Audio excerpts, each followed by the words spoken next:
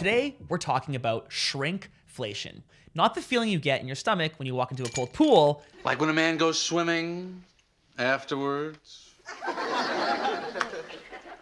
It shrinks?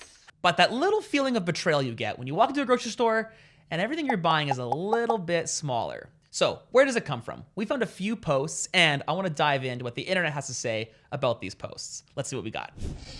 I think this inflation thing's really getting to me.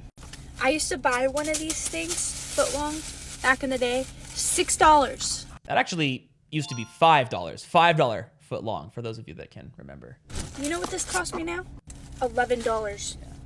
Yeah, that's just straight up inflation, not really shrinkflation, but I wouldn't surprise me if the sandwiches are getting smaller and the amount of chicken, the amount of cheese, the amount of vegetables we're putting into it is probably a lot less. Now, is this Subway being more greedy, making all these extra profits, or are all the ridiculous government regulations that Subway's forced to abide by actually cutting into the ability to make a good sandwich? We've got Drafanzor memes, and they want a tip now. Yo, that's actually a pretty good point. Everything right now, we were buying a coffee. I was at the butcher buying meat, and they asked if I wanted to tip 20% on my weekly rations of meat. No, I don't think every single barista or person behind a counter deserves a tip for walking back and grabbing something out of the freezer. That is definitely adding to the inflation, having your dollar go a lot less far. We've also got, a meme by a music. What we say when we got what we deserve. These inflated prices. Libertarian. Yes, ladies and gentlemen, the libertarians did tell you that if we print infinite money, your money will go less far. That is how it works. Next, we've got crazy examples of shrinkflation. I love this. These are some of the craziest examples of shrinkflation. Ice cream bars not filling up the ice cream all the way. Mint Knights putting way more space in between their chocolates. Whoa, Mint Knights, if that's anything like the After Eight mints that I ate as a kid, that was full when I was a kid. So they made the box is the same size. That's sneaky. Good for them. Girl Scout cookies gradually getting smaller over the years. Cadbury chocolate putting now bigger. Yeah, that deceptive. Look at that. It says now bigger. Pringles chips are now getting smaller. The packaging makes it look like it's actually the same size. Now bigger compared to what? Oreo reducing the amount of cream. What a stupid thing to do. It's having a lot of extra space in their packaging that's just empty. Trader Joe's stopped filling up their sandwich cookies all the way. This unopened cheese stick looks like it was cut in half. Packages of gum have started adding a thumb grip. First of all of these things are true. However, we are a little bit like, this could actually work in a good way where we're disincentivized from buying all of this stuff that's actually super bad. I don't think we should necessarily be,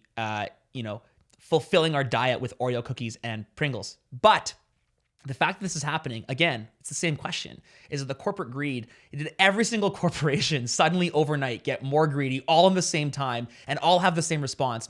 Or are they trying to manage the dumpster fire that is the dollar? Because keep in mind, corporations are affected by how far their dollar goes too. They have to bring in money, they have to pay people, and they have to earn a profit at the end of it. And so if the money they're bringing in doesn't quite go as far to pay people, to pay their rent, to pay their suppliers, to pay all the things that go into making these products, then the products just naturally have to get smaller. Because something tells me there is less outroar because of this shrinkflation than if everything was suddenly 30, 40, 50, 60% more on top of the already inflated prices that we have. Someone opened up their Lunchables and this was how much cheese was in there. Okay, I wasn't allowed to have Lunchables as a kid. Probably actually for the better, because that looks, now that I'm looking at that looks like pretty disgusting. That's not a lot of cheese. That looks like someone took a handful of cheese and just like didn't fill the packaging. All right, let's see what the internet has to say. Can someone tell me why this is happening? Greed. CJ, you are 100% correct. It is the greed of the politicians that are manipulating your money and forcing the free market to adapt at rapid rate. We are in an absolute death debt spiral right now. This is without a question. Greed by the politicians. You've got every single corporation in the world simultaneously getting equally more greedy all at the same time.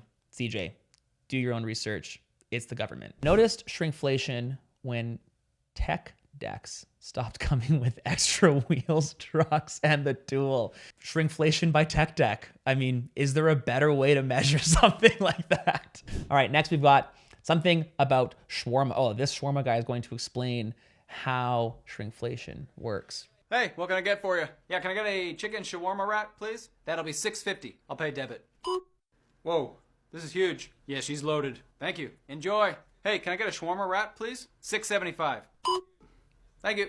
Have a good one. Looks good. Chicken wrap, please. Kinda $7.50. Thank you. Yep. Hey, the usual. Chicken wrap. $9.75. $9.75? Hey, it is what it is. This is gonna be like a little thumb. Have they always been this size? Yeah. Okay. One little bite. I wonder how they made that. This is well produced. This is a great point. It straight up costs more for every single product that goes into that shawarma, right? The tortilla, the gas, the energy to actually heat the building, the ability to stuff the shawarma with stuff, the people to cook the shawarma, everything is costing more. And so you have a choice. Do we want to pay more for an extreme amount more or pay the same for a little bit less? And what's happening now with this hyperinflated debt spiral, we've got people paying more for less. And this is not going to stop as long as our money continue to get inflated. And lastly, we've got, my girl Elizabeth Warren talking about shrinkflation. Let's see what you've got to say.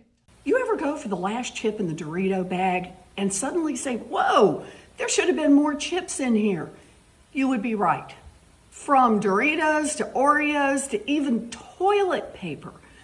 These big corporations are shrinking how much they give us, but they're charging the same amount or sometimes even more. It's called shrinkflation. Corporate executives thought we wouldn't notice, but they're wrong. We noticed. Now the corporations come back crying, oh, it's all because of inflation. Really? Then explain this.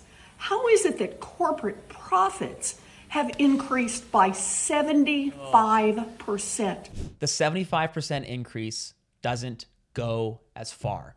Everyone telling me that grocery stores and all these corps have inflated profits. Yes, perhaps, but the dollar, the purchasing power of the dollars that are being increased doesn't buy as much. Does the quantity of that garbage money matter? No. The purchasing power that money can buy you is what matters. So just because profits are up, just because salaries are up, doesn't mean buying power is up. We have to protect our buying power, not just random prices.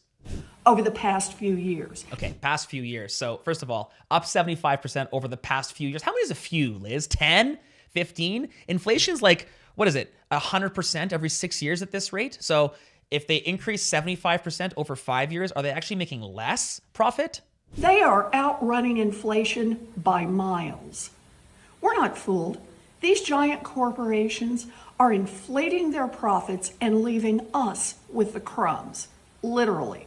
It's time to crack down on corporate greedflation. I'm fed up.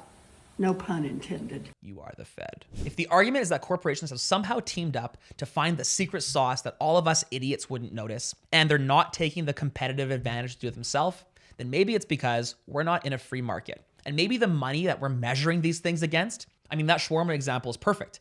$9.75 today from 5 years ago doesn't get you $9.75 of purchasing power. We all know this. We all understand how inflation works. But the same is true for the raw ingredients. It's actually doubled up both on the in and on the shrinkflation side. Did they not teach economics on your Indian reservation? Funny because we pay more in taxes today, yet we receive less value than ever before. Maybe before you go after corporations, you should do an internal audit first. Boom, the internet comes through. Martha Bueno, well done. Bueno for Miami. This government is the perfect example of how shrinkflation is going too far. And you can see what happens at the top when these greedy corporate policymakers understand what they can do to the dollar, how they are unaffected, and how they can then blame it on somebody else, which in turn gives them more power, more ability to create more shrinkflation, and the cycle continues. So is it capitalism or governments creating this shrinkflation? Now, we all know it's the government creating the inflation, but who's to blame for making our packages and our products smaller? Well, we could argue it's thanks to monopolies that make packages smaller, because if someone else could do it at a better price, they probably would and take advantage of all that money waiting to be made. However, if you look at Canada versus the US, we can clearly see that Canada has way more monopolies than the US. Look at media, telecom, banking. Our Canadian country is full of monopolies. But which one has more rules? Which one has a bigger, stricter government? You tell me. It's Canada. Heck yeah. Thanks so much for watching. If you want to see more content like this, make sure you like this video, subscribe to this channel, and don't forget to stay soft.